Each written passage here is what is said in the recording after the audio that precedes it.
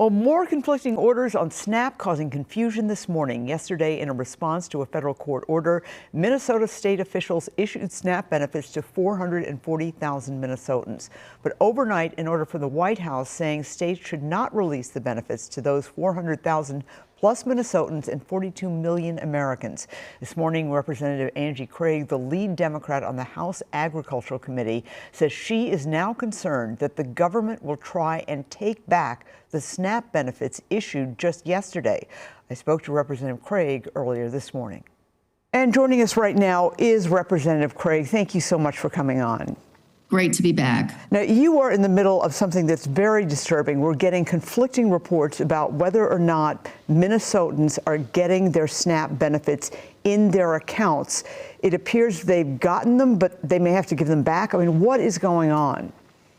Well, USDA overnight issued a memorandum telling states not to distribute the full benefits, when in fact they had issued one the day before saying to do it. So Minnesota has distributed those funds. This is cruel. It's heartless on the part of the administration to even be appealing to different judges who said you must send out the benefits. So hungry families this morning have the EBT benefits on their cards, but it's really uncertain what happens from here. And it's one of the most cruel things I've seen out of this administration so far. Is it possible that the people who have the money on their cards to get the food, that might be taken away?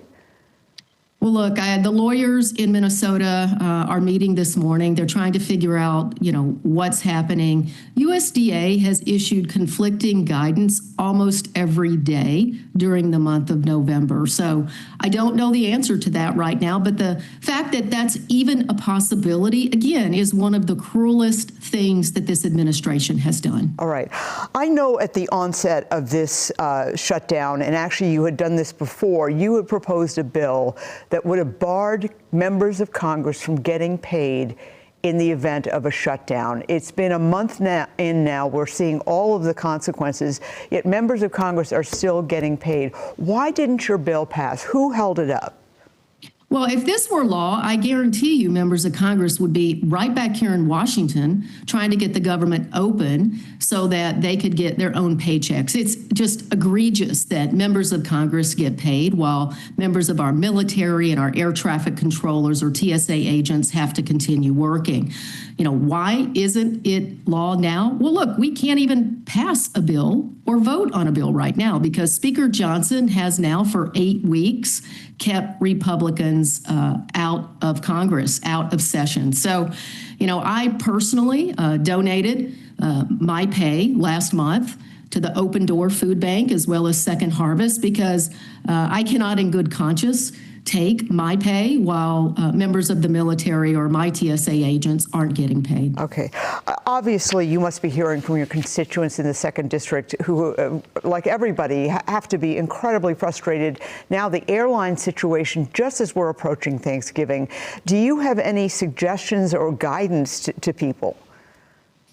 Well, look, I think the number of flights that are being reduced will help with travel planning somewhat by this administration, but we need to get the government back up and working again. The number one call I'm getting right now is people are now in their portal. They're looking at what is going to happen to their healthcare cost with the ACA tax credits gone, which they will be for the next year unless Republicans get back to the table and help us extend them. And keep in mind, these are a lot of small business owners throughout the 2nd District and across the state of Minnesota. 27% of farmers and ranchers in our country rely on MNsure, on the ACA tax credits to get their health insurance. So that's the number one call we're getting into our congressional office right now. Right, and we actually have a graphic that shows in the individual market for MNsure the increases between 7 and 30%. Most of them are upwards of 18% to the 30%. That's just unbearable for obviously some people. I do want to ask you about something else that you're doing, which I think is very interesting, is you are actually part of a group that of Democrats that is called Majority Democrats, and you're looking at why people are leaving the Democratic Party, and your focus is going to try and get the party to focus exclusively or more exclusively on affordability. What do you see happening right now? Well, it won't surprise you that I'm a founding member, and so is Governor-elect Abigail Spanberger and Mikey Sherrill. I just talked to Mikey yesterday. We all three came into the Congress together. Look, we believe that this is a big tent party, and it has to be a big tent party if we're going to have governing majorities in this country again. Minnesota is a purple state. It's a D+3 state. As I run for the U.S. Senate, it's really clear to me that this is a purple state. And our goal is to make sure that we have big, bold ideas across the ideological spectrum of the Democratic Party. We can't stop the Trump administration from doing so many of the things that we disagree with unless we win elections. And so we're going around the country and around the state as I run for the U.S. Senate, making the case that we've got to have the right candidates run in the right positions across our nation. And at the end of the day, if we want to win elections, we have to have a governing majority in order to do anything. All right. Well, Congresswoman Angie Craig, thank you so much for joining us. And we certainly hope that the stalemate in Washington ends, because a lot of people are hurting over this right now. Thank you, Esme.